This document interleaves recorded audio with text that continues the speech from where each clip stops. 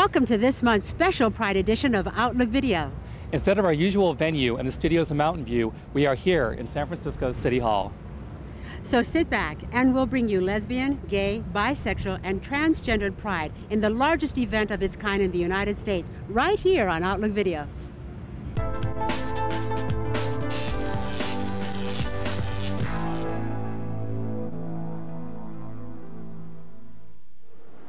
I'm Roberta Gonzales-Gregg, and we're at the location of City Hall in San Francisco.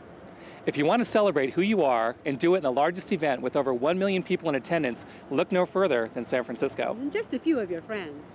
After 36 years, the Pride celebration boasts over 200 parade contingents and 15 entertainment venues at Civic Center. Pride in the month of June is the busiest time for us on the calendar. In addition to Market Street, we will have coverage in several cities in the Bay Area and Sacramento. The San Francisco Pride theme this year is Commemorate, Educate, Liberate, Celebrate, and gets its official kickoff 1 week earlier with the raising of the rainbow flag by Mayor Gavin Newsom at City Hall. As usual, the Pride Parade Committee received letters of warm greetings from the local and state government officials. California Governor Arnold Schwarzenegger, however, sent his letter after his veto last year of Assembly Bill 849, which would have granted marriage equality to same-sex couples. Pride Committee President Joey Kane had to say his response in the governor's letter.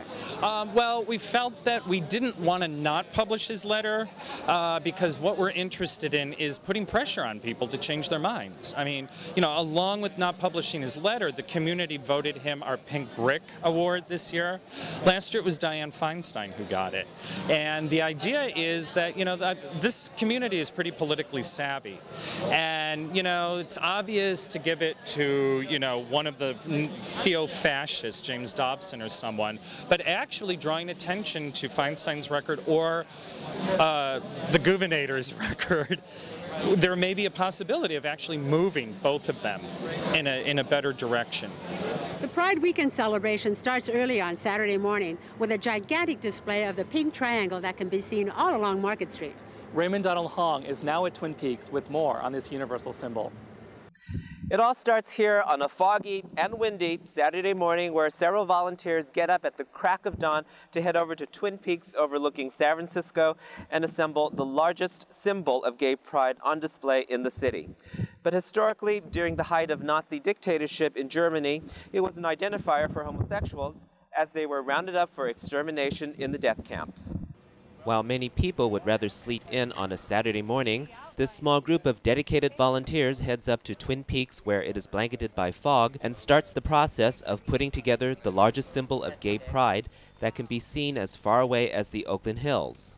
This official part of the celebration ushers in San Francisco Pride Weekend every year, with a formal dedication complete with music performed by the San Francisco Lesbian Gay Freedom Band, speeches from politicians and celebrities, and sometimes a bit of entertainment from people such as State Senator Carole Migden.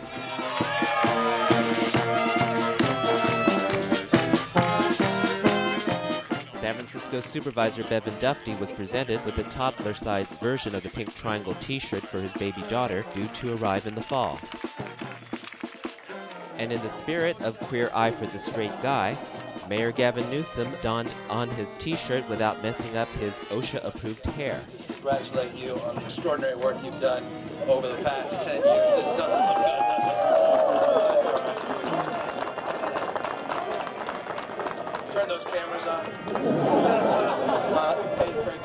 For the past 10 years, the project was spearheaded by architect Patrick Carney, who talks about the insurgent beginnings of his plan of using the east side of Twin Peaks as an educational tool to remind the public of the origin of the pink triangle. So we went to Home Depot, got a bunch of tarps and the brightest pink paint we could find, Mardi Gras pink. We got 12-inch long tent stakes, and we threw a painting party in Corona Heights Park. So we had probably 15 people there at that party. We painted the tarps pink, and then 2 weeks later we snuck up to Twin Peaks. In the dark of night, it was 4:15 in the morning that we met here to stake out where it should be. So it really was a renegade crafts project. The history of the pink triangle. The pink triangle was used by the Nazis in concentration camps to identify and shame homosexuals. This symbol, which was used in an attempt to label and shame, has been embraced by the gay community as a symbol of our pride. However, in the 1930s and the 1940s, there was nothing to celebrate concerning the pink triangle. Gays were forced to wear the pink triangle in their pockets in the concentration camps to identify them as homosexual and to set them apart from other prisoners. Triangles of various colors were used to identify each category of undesirables. The pink triangles were slightly larger than the other colored triangles so that guards could identify them from a distance. It said that those who wore the pink triangles were singled out by the guards to receive the harshest treatment. And when the guards were finished with them, some of the other inmates would harm them as well. At the end of the war, when the concentration camps were fully liberated, virtually all of the prisoners were released except for those who wore the pink triangle. Many of those with pink triangles on their pockets were put back in prison, and the nightmare continued.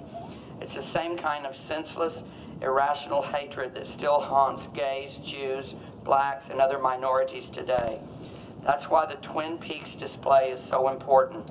We must remind people of the hatred and prejudice of the past to help educate others and to prevent it from happening again.